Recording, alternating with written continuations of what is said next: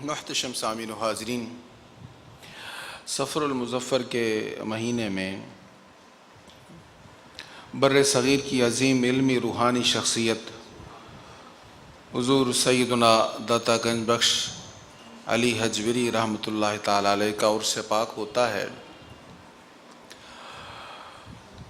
لاہور میں آپ کے عرس کے دن چھٹی ہوتی ہے، عجیب میلے کا سما ہوتا ہے، اور عرس پر ایک تو محفل ہوتی ہے جو آپ کے دربار شریف کے احاطہ کے اندر مسجد میں ہے،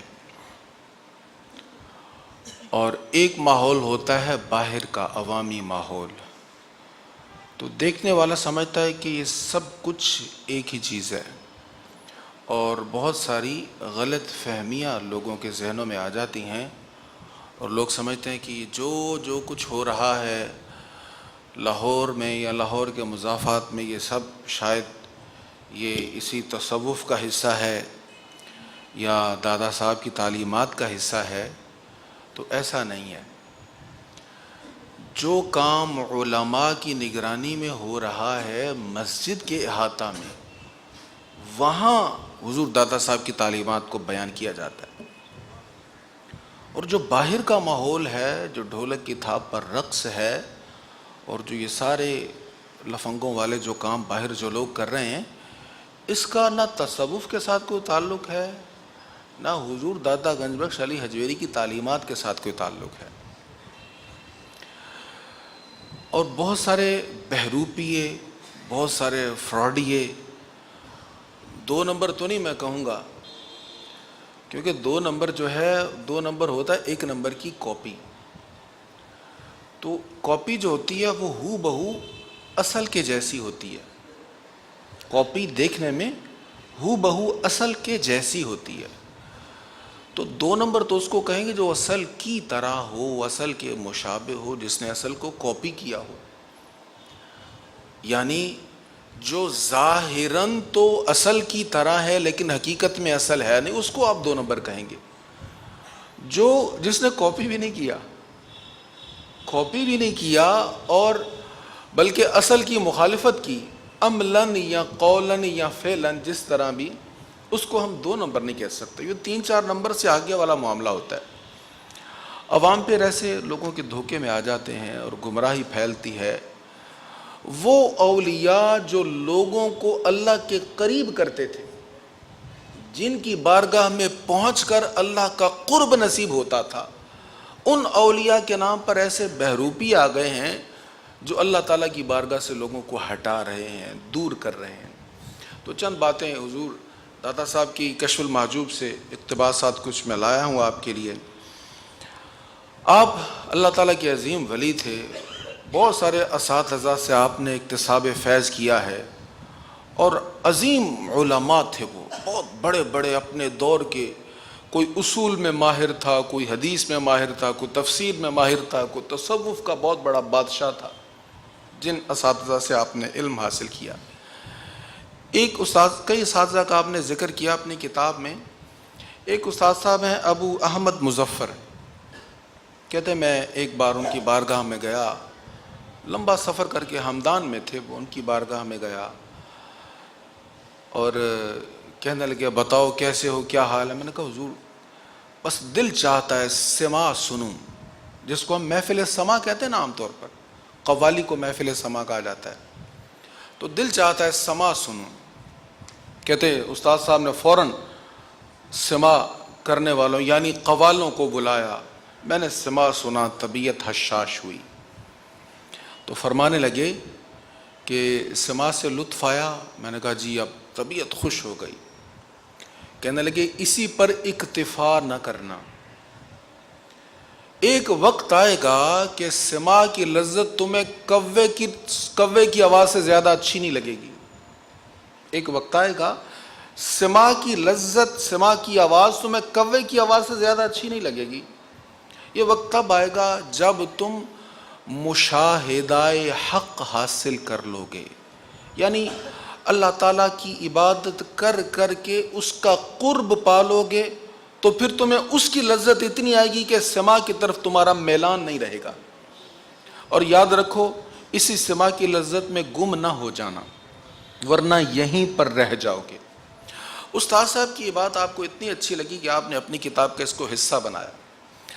اب یہاں آپ کے ذہن میں یقیناً ہوگا کہ استاد صاحب کی بارگاہ میں جب آپ گئے تو انہوں نے حکم دیا ہوگا، کسی نے ہارمونیم اٹھایا ہوگا، کسی نے طبلہ اٹھایا ہوگا، اور کوئی تالیاں بجانے والا پورا وہ مزامیر کے ساتھ ایک گروہ آ گیا ہوگا، پھر قوالی شروع ہو گئی۔ یہ ایسا نہیں ہے، ایسا تصور تو آپ کے دور میں تھا ہی نہیں۔ یہ تو بہت بعد میں سلسلہ چشت میں اس طرح کی قوالی شروع ہوئی۔ دادا صاحب کا سلسلہ جنیدیہ ہے، وہاں پر ایسا کوئی کانسیپٹ نہیں تھا۔ اور پرانی صوفیہ کی کتابوں میں جب لفظ سما کا ذکر آتا ہے تو اس کا مطلب آج کے دور کی قوالی نہیں ہوتی، اس کا مطلب ہوتا ہے چند لوگوں کا مل کر اللہ تعالیٰ کے ذکر یا اللہ تعالیٰ کی یاد میں اشعار کہنا، اور وہ سب کا مل کر پڑھنا۔ جیسے کبھی کبھی نعت خواں حضرات کوئی نعت پڑھتے ہیں تو سب کو کہتے ہیں آپ بھی میرے ساتھ مل کر پڑھیں، جھوم جھوم کر پڑھیں۔ تو بس وہ یہ تصور ہے، بہت سارے لوگوں کا مل کر ایک کلام کو پڑھنا ہے، اس میں اللہ کی محبت کے اشعار کا تکرار ہوتا ہے، جس شعر میں لطف آتا ہے اس کو بار بار پڑھا جاتا ہے، اور اس پر جو اللہ تعالیٰ کے ساتھ محبت کرنے والا اس پر کیفیت طاری ہوتی ہے۔ یہ اصل میں سما ہے۔ تو آج کے دور میں جو سما جو ڈیولپ ہو گیا ہے، اس کا اس سما کے ساتھ کوئی تعلق نہیں ہے۔ حضور دادا صاحب کے مزار شریف کی بیسمنٹ میں جو سما حال ہے، یہ حضور دادا صاحب کی تعلیمات کے خلاف ہے، اس کے ساتھ کوئی میچنگ نہیں ہے۔ بڑی ذمہ داری سے احتیاط سے عرض کر رہا ہوں یہ بات۔ تو آپ فرماتے ہیں کہ میرے استاد صاحب نے مجھے یہ تلقین فرمائی۔ ایک مقام پر آپ لکھتے ہیں، اب دیکھیں تصوف میں تربیت کا انداز کیا ہوتا ہے، کہتے گناہ ہو جائے نا تو توبہ کرو، اور پھر جب وہ گناہ یاد آئے نا تو اس گناہ کی لذت حاصل نہ کرو۔ جس گناہ میں لطف آیا ہوتا ہے اس گناہ کو یاد کر کے لطف نہ لو، یہ بھی گناہ ہے۔ اگر تم جس گناہ پر توبہ کر چکے ہو اور اس کو یاد کر کے تم لطف لے رہے ہو، یہ تم گناہ پر اصرار کر رہے ہو، یعنی تسلسل کے ساتھ اس گناہ کو کر رہے ہو، یہ تو کنٹینیو رکھا ہوا تم نے اس کو۔ اس کا مطلب ہے تمہیں دوبارہ موقع ملے گا تو پھر وہ کرو گے۔ کہتے توبہ یہ ہے کہ جب گناہ یاد آئے سر ندامت سے جھک جائے، شرم آئے کہ مجھ سے یہ ہوا کیا، میں نے یہ کیا کیوں۔ جب ندامت ہوگی، جب بھی وہ یاد آئے گا شرمندگی ہوگی، پھر توبہ صحیح ہوگی، اور اس پر اللہ کا شکر کرو کہ اللہ نے تمہیں توفیق توبہ دی ہے۔ یہ تصوف ہے، یہ تعلیمات ہیں۔ قرآن کریم کی تفسیر آپ نے کئی مقام پر بیان فرمائی ہے۔ آپ واللہ بکل شیء علیم، اللہ ہر چیز کو جاننے والا ہے۔ واللہ محیط بالکافرین، اللہ کافروں کا احاطہ کیے ہوئے ہے۔ ان آیات پر بحث کرتے ہوئے لکھتے ہیں کہ اللہ ہر شے کو جاننے والا ہے۔ اے اللہ کے بندے، ہر وقت یہ تصور رکھ کہ تیرے ہر فعل سے اللہ واقف ہے، نہ صرف واقف ہے بلکہ وہ دیکھ رہا ہے، وہ مشاہدہ فرما رہا ہے، اور تو ہر وقت اللہ تعالیٰ کے مشاہدہ میں ہے۔ اس پر آپ نے طویل بحث فرمائی۔ اور جیسے ہمارے ہاں ہوتا ہے نا، ہم کہیں جاتے ہیں تو کہیں لکھا ہوتا ہے کیمرے کی آنکھ آپ کو دیکھ رہی ہے، تو جس کے ذہن میں کچھ کھٹکا وہ ذرا محتاط ہو جاتا ہے کہ مجھے دیکھا جا رہا ہے۔ آپ فرماتے ہیں ہر وقت یہ تصور رکھ تمہیں دیکھا جا رہا ہے، اور دیکھنے والا کوئی معمولی نہیں ہے، دیکھنے والی اللہ کی ذات ہے۔ کوئی ایسا نہیں ہے جس کے بارے میں تو کہ دیکھتا ہے تو دیکھتا رہے، مجھے کیا پرواہ۔ دیکھنے والا وہ ہے جو تمہاری رگ جاں سے بھی زیادہ قریب ہے، جس کا اختیار بے پناہ اور وسیع ہے۔ اس پر آپ ایک واقعہ لکھتے ہیں، بصرہ میں ایک رئیس تھا، اپنے باغوں میں گیا تو باغبان کی عورت پر دل آ گیا، گناہ بد کا خیال آیا، اس کے شوہر کو بھیج دیا اور اس کو کہا دروازے بند کر۔ اس نے کہا سارے دروازے بند ہو گئے، ایک دروازہ مجھ سے بند نہیں ہوتا۔ اس عورت نے کہا ایک دروازہ مجھ سے بند نہیں ہوتا۔ کہ کون سا دروازہ تجھ سے بند نہیں ہوتا؟ مجھے بتا، میں بند کروں۔ کہا وہ دروازہ جو ہمارے اور رب کے درمیان ہے۔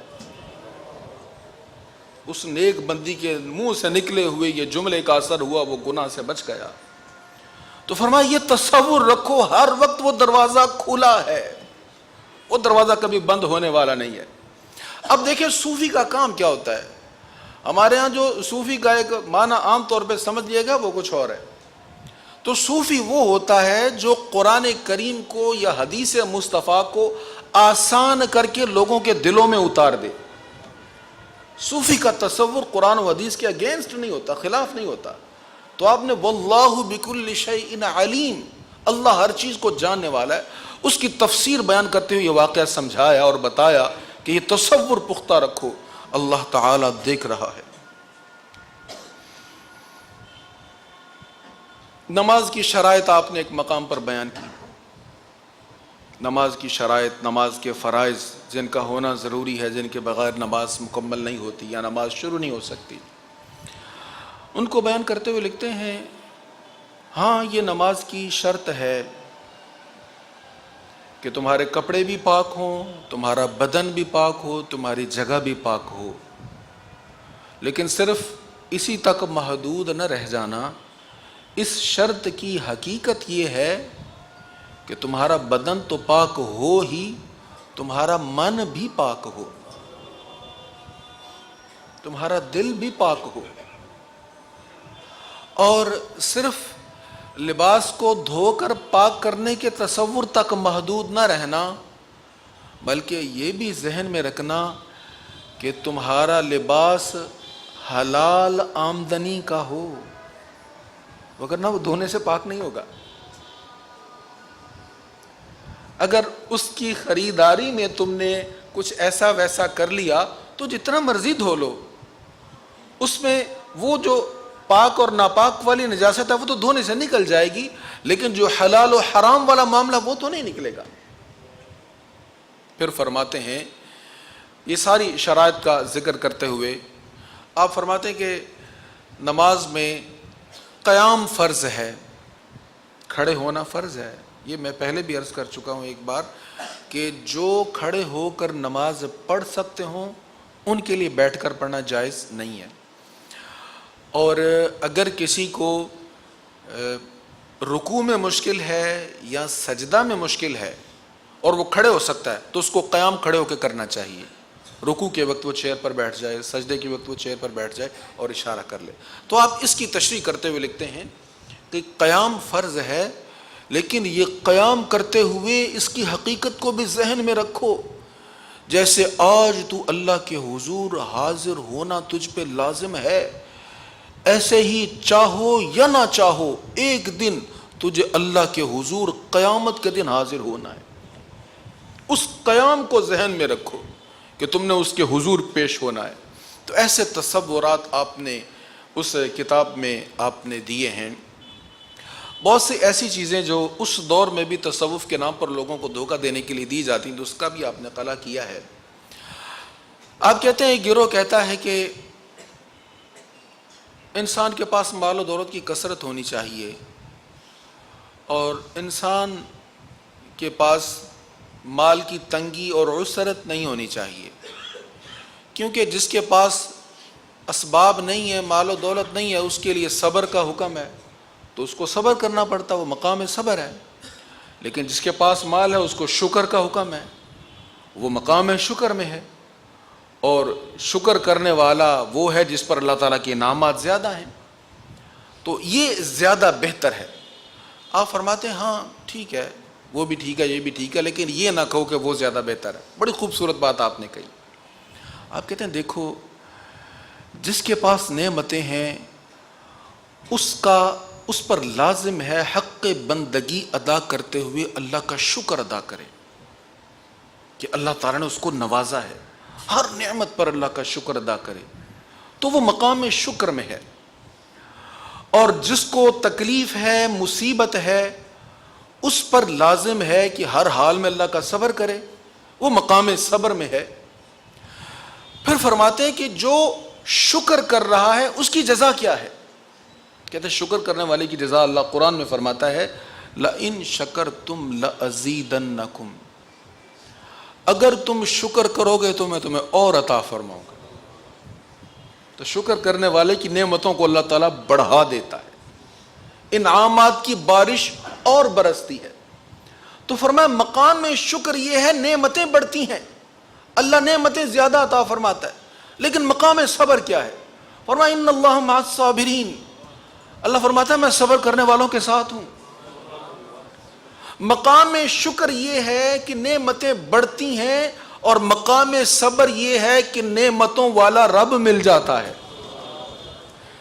میں آج جب یہ کشف المحجوب شریف پڑھ رہا تھا نا، تو میرے دل سے دعا نکلی، میں آپ سب کے لیے بھی دعا کی، میں نے کہا یا اللہ تیرے خزانوں میں کوئی تھوڑ نہیں ہے، تو ہمیں شاکر بھی بنا دے، صابر بھی بنا دے، ہمیں مقام شکر بھی عطا فرما، مقام صبر بھی عطا فرما۔ اچھا یہ بھی ذہن میں رکھیں، مقام صبر جو ہے یہ صرف تنگ دستوں کے لیے نہیں ہے، جن کے پاس دولت کی فراوانی ہے ان کو بھی مقام صبر کا موقع اللہ بارہا عطا فرماتا ہے۔ مقام صبر صرف یہ نہیں ہے کہ مصیبت کے وقت انسان صبر کر لے اور جو اللہ نے دیا اس پر خوش ہو جائے، مقام صبر یہ بھی ہے، بلکہ تفاسیر میں علماء نے اس کو بڑا اونچا مقام صبر لکھا ہے کہ انسان جب گناہ پر قادر ہو، جب گناہ پر قادر ہو اور طبیعت برائی کی طرف مائل ہو، اور اس وقت بظاہر اس برائی سے روکنے والی کوئی طاقت نہ ہو، ایسے میں انسان اللہ کے خوف کی وجہ سے گناہ سے پیچھے ہٹ جائے، یہ عظیم مقام صبر ہے کہ اس نے اپنے نفس کو روکا ہے، نفس کو صبر کروایا ہے۔ فرمایا یہ عظیم مقام صبر ہے، اللہ تعالی ہمیں نصیب فرمائے۔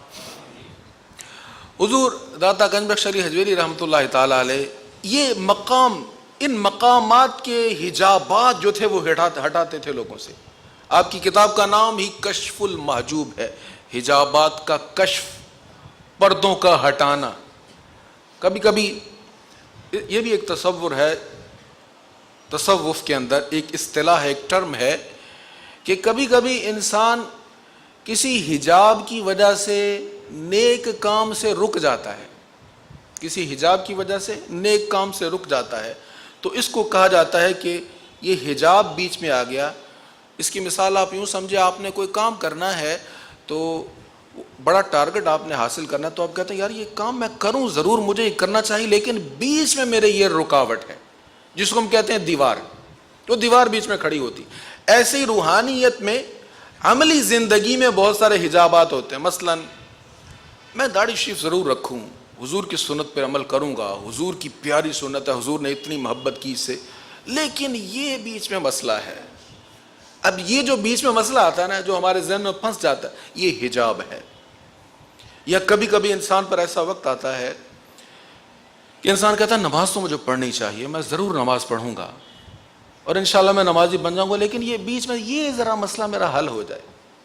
بہت سارے لوگ کہتے ہیں جی میں انشاءاللہ نمازی بن جاؤں گا، میں سارے برے کام چھوڑ دوں گا، بس یہ جو برائی میں کر رہا ہوں نا، اس میں تھوڑا سا مجھے یہ پورا ہو جانے دیں، پھر میں یہ کروں گا۔ تو یہ شیطانی حجابات ہوتے ہیں۔ کچھ حجابات ایسے شیطانی ہوتے ہیں جو گناہ بن کر آگے کھڑے ہو جاتے ہیں، دیوار بن کر انسان آگے نہیں بڑھ سکتا، اور کچھ حجابات ایسے بھی شیطانی ہوتے ہیں جو ہوتے بڑے اچھے ہیں، دکھنے میں اچھے لگتے ہیں۔ مثلا انسان کہتا ہے کہ میں یہ نیک کام کروں تو صحیح، لیکن یہ تو بہت متقی اور نیک لوگوں کا مقام ہے اور میں اس قابل نہیں ہوں۔ بہت متقی اور پرہیزگار لوگوں کا مقام ہے، یہ تو صحابہ کا مقام ہے، یہ تو اولیاء کا مقام ہے، تو یہ نیک کام تو وہ لوگ کرتے تھے، میں یہ نہیں کر سکتا۔ تو فرماتے یہ حجاب ہے، یہ رکاوٹ ہے، ایسے پردوں کو ہٹا دیں جو اللہ تعالیٰ کی محبت سے دور کریں، اللہ کے قرب سے دور کریں۔ اللہ تعالیٰ ہمیں صحیح تصوف جاننے اور نیک لوگوں کی قربت حاصل کرنے کی توفیق نصیب فرمائے۔ وما علیہ الا البلاغ۔